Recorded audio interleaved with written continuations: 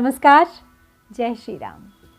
श्रीमद् वाल्मीकि रामायण अखंड पाठ में आज हम पढ़ने वाले हैं अष्टादश सर्ग, यानी कि 18वां सर्ग अरण्यकांड से।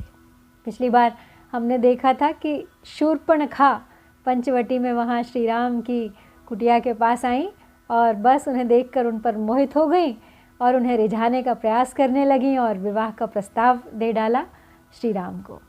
तो अब आज आगे देखेंगे श्री राम के टाल देने पर शूर्पणखा का लक्ष्मण से प्राण याचना करना और फिर उनके भी टालने पर उसका सीता पर आक्रमण और लक्ष्मण का फिर उसके नाक व कान काट देना।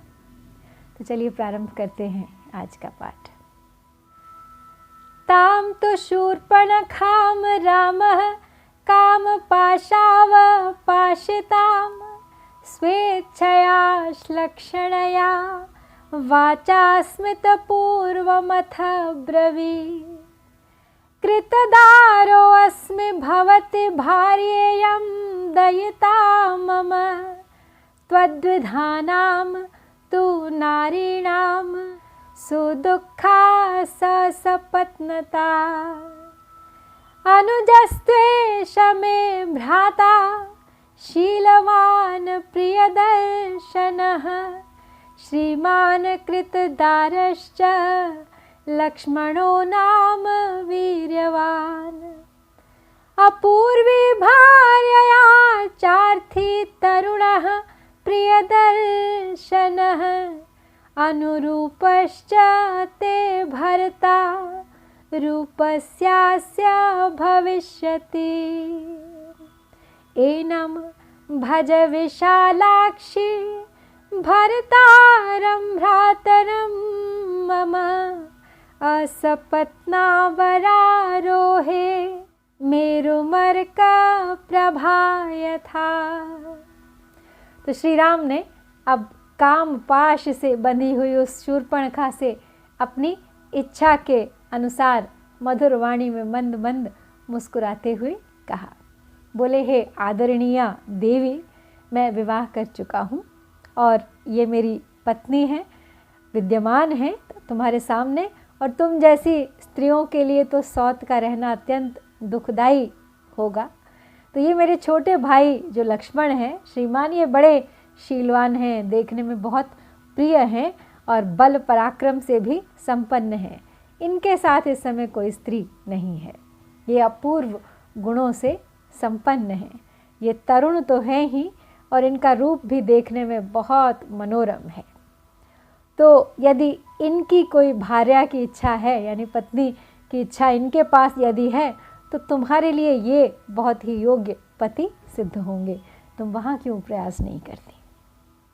तो हे विशाल लोचने वरारोहे, जैसे सूर्य की प्रभा मेरु पर्वत का सेवन करती है, उसी प्रकार तुम मेरे इन छोटे भाई लक्ष्मण को पति रूप में अपना कर सौत के भय से रहित होकर इनकी सेवा करो।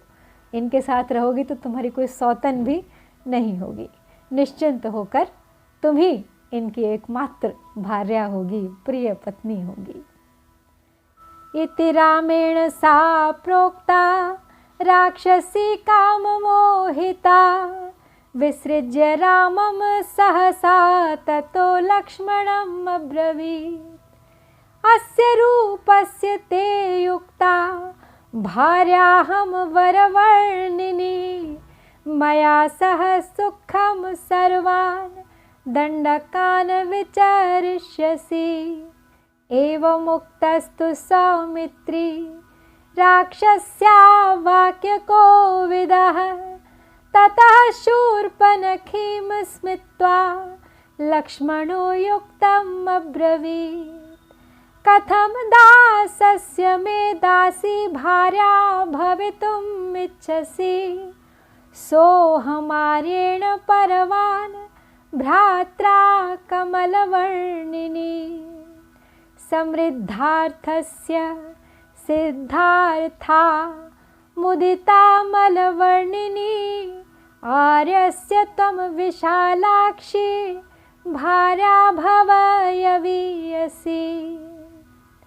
एताम विरूपाम सतीम करालाम निर्णतोदरीं भार्याम वृद्धाम परित्यज्य त्वामेवैष भजिष्यति।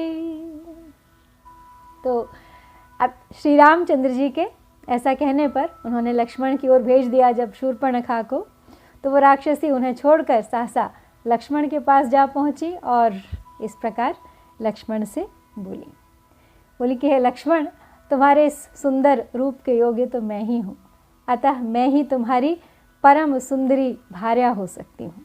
मुझे अंगीकार कर लेने पर, यानी मुझे स्वीकार कर लेने पर तुम मेरे साथ समूचे दंडकारण्य में सुखपूर्वक विचरण कर सकोगी। अब उस राक्षसी के ऐसा कहने पर बातचीत में निपुण हमारे वाक्य कोविद सुमित्रा कुमार लक्ष्मण मुस्कुराकर सूप जैसे नख वाली, इसीलिए उसे शूर्पणखा कहा जाता है, सूप जैसे नाखूनों वाली, उस निशाचरी से उन्होंने ये युक्त बात कही। बोले, लाल कमल के समान गौर वर्ण वाली सुंदरी, मैं तो दास हूँ अपने बड़े भाई भगवान श्री राम का, उन्हीं के अधीन हूँ। तुम मेरी स्त्री होकर दासी बनना क्यों चाहती हो? हे विशाल लोचने, मेरे बड़े भैया संपूर्ण ऐश्वर्यों से, यानी सभी अभीष्ट वस्तुओं से संपन्न हैं, तुम उन्हीं की छोटी स्त्री हो जाओ। इससे तुम्हारे सभी मनोरथ सिद्ध हो जाएंगे और तुम सदा प्रसन्न रहोगी। तुम्हारे रूप रंग उन्हीं के योग्य निर्मल हैं। मेरे साथ तो केवल तुम्हें उनकी और उनकी पत्नी की दासी बनकर रहना होगा। तो कुरूप, ओछी, विकृत, धंसे हुए पेट वाली और वृद्धा भार्या को त्याग कर ये तुम्हें ही सादर ग्रहण कर लेंगे। यहाँ पर लक्ष्मण ने उन्हीं विशेषणों को दोहराया है जिन्हें शूर्पणखा ने पिछले अध्याय में सीता के लिए प्रयुक्त किया था। शूर्पणखा की दृष्टि से जो अर्थ है वह ऊपर दे दिया गया है, लेकिन लक्ष्मण की दृष्टि से वे विशेषण निंदा परक नहीं हैं, स्तुति परक हैं। अतः उनकी दृष्टि से उन विशेषणों का अर्थ इस प्रकार है। विरूपा उन्होंने कहा, तो विरूपा मतलब विशिष्ट रूप वाली त्रिभुवन सुंदरी।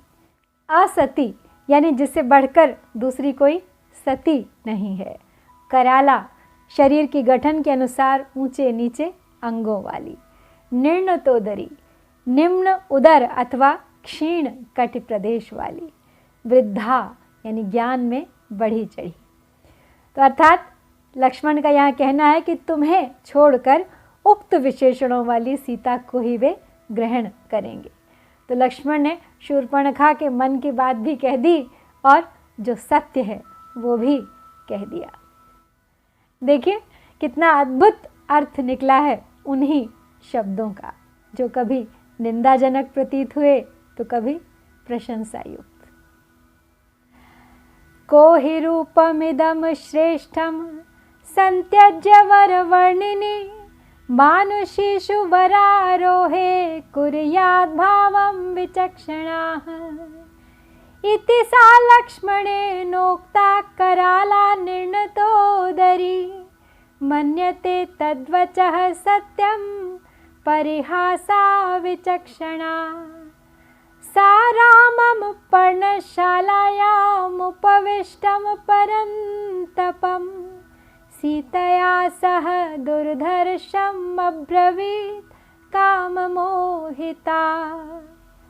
इमां विरूपां सतीं करालां निर्णतोदरीं वृद्धां भार्यामवष्टभ्य न मां त्वं बहु मन्यसे। अद्य मां भक्षयिष्यामि पश्यस्तव मानुषीं त्वया सह चरिष्यामि निःसपत्नाः यथा सुखम। तो सुंदर कटि प्रदेश वाली वर वर्णिनी यानी सुंदर पतली कमर वाली, कौन ऐसा बुद्धिमान मनुष्य होगा जो तुम्हारे इस श्रेष्ठ रूप को छोड़कर मानव कन्याओं से प्रेम करेगा। लक्ष्मण के इस प्रकार अब कहने पर परिहास को न समझने वाली वो लंबे पेट वाली बड़े पेट वाली विकराल राक्षसी शूर्पणखा ने उनकी बात को सच जान लिया और वो पर्णशाला में सीता के साथ बैठे हुए शत्रु संतापी दुर्जयी वीर श्री रामचंद्र जी के पास फिर लौट आई और फिर काम मोहित होकर उनसे कहने लगी, बोली, हे राम, तुम इस कुरूप, ओछी, विकृत, धंसे हुए पेट वाली और वृद्धा का आश्रय लेकर मेरा विशेष आदर क्यों नहीं कर रहे हो? अतः आज देखो, तुम्हारे देखते देखते ही मैं इस मानुषी को खा जाऊंगी और इस सौत के न रहने पर फिर तुम्हारे साथ में सुखपूर्वक यहाँ विचरण करूंगी। ना रहेगा बांस, ना बजेगी बांसुरी, और जब सीता ही नहीं रहेगी तो मेरा काम तो और भी आसान हो जाएगा।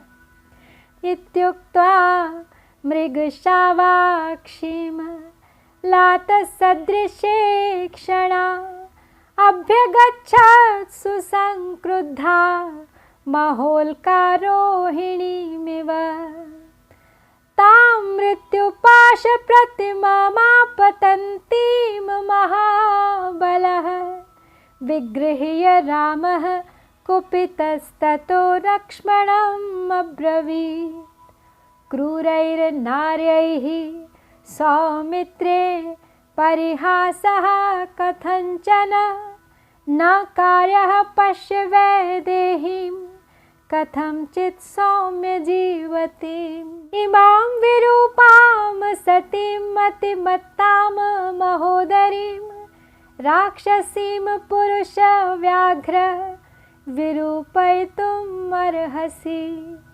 इत्युक्तो लक्ष्मणस्तस्याः क्रुद्धो रामस्य पश्यतः उद्धृत्य खड्गं चिच्छेद कर्णनासे महाबलः निकृत्त कर्णनासा तु विस्वरं सा विनद्य च तथागतं प्रदुद्राव घोरा शूर्पणखावनम्।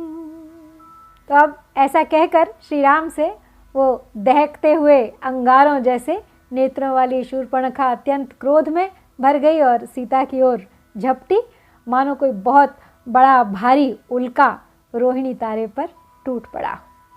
महाबली श्री राम ने मौत के फंदे की तरह आती हुई इस राक्षसी को हुंकार से रोककर कुपित हो लक्ष्मण से कहा, बोले, हे सुमित्रा नंदन, क्रूर कर्म करने वाले अनार्यों से किसी प्रकार का परिहास कभी नहीं करना चाहिए। हे सौम्य, देखो ना, इस समय सीता के प्राण कितनी मुश्किल से बचे हैं। पुरुष सिंह तुम्हें इस कुरूपा कुलटा अत्यंत मतवाली और लंबे पेट वाली राक्षसी को कुरूप बना देना चाहिए, यानी किसी अंग से हीन कर देना चाहिए। तो श्री रामचंद्र जी के इस प्रकार आदेश देने पर क्रोध में भरे हुए महाबली लक्ष्मण ने देखते ही देखते म्यान से तलवार निकाली खींचकर और शूर्पणखा के नाक और कान काट दिए। इस प्रकार नाक और कान कट जाने पर वो राक्षसी शूर्पणखा अपने विकराल रूप में आ गई, जोर जोर से चीखने चिल्लाने लगी और फिर वन की ओर भाग गई। सा विरूपा महाघोरा राक्षसी शोणितोक्षिता ननाद विविधान नादान्यथा प्रावृषितो यदः सा विक्षरन्ती रुधिरं बहुधा घोरदर्शना प्रगृह्य बाहु गर्जन्ती प्रविवेश महावनम् ततस्तु सा राक्षससङ्घसंवृत्तं खरं जनस्थानगतं विरूपिता उपेत्य तं भ्रातरम् उग्रतेजसं पपात भूमौ गगनात् यथा शनिः ततः सभार्यं भयमोहमूर्छिता सा लक्ष्मणं राघवम् आगतं वनं विरूपणं चात्मनि शोणितोक्षिता शशंस सर्वं भगिनी खरस्य सा। तो अब खून से भीगी हुई वो महाभयंकर और विकराल राक्षसी निशाचरी नाना प्रकार के स्वरों में ज़ोर ज़ोर से चीखने चिल्लाने लगी, चीत्कार करने लगी, मानो वर्षा काल में मेघों की घटा गर्जन तर्जन कर रही हो। उसे अपने भाई खरदूषण की याद आई, तो उसने सोचा पहले उन्हीं के पास जाती हूँ। तो वो देखने में बहुत भयानक थी।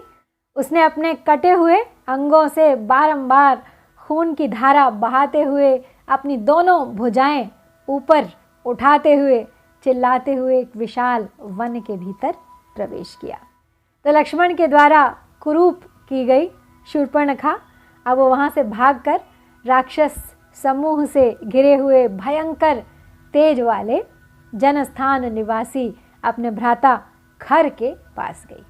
और जैसे आकाश से बिजली गिरती है, बस उसके पास जाकर वो वहाँ पृथ्वी पर गिर पड़ी।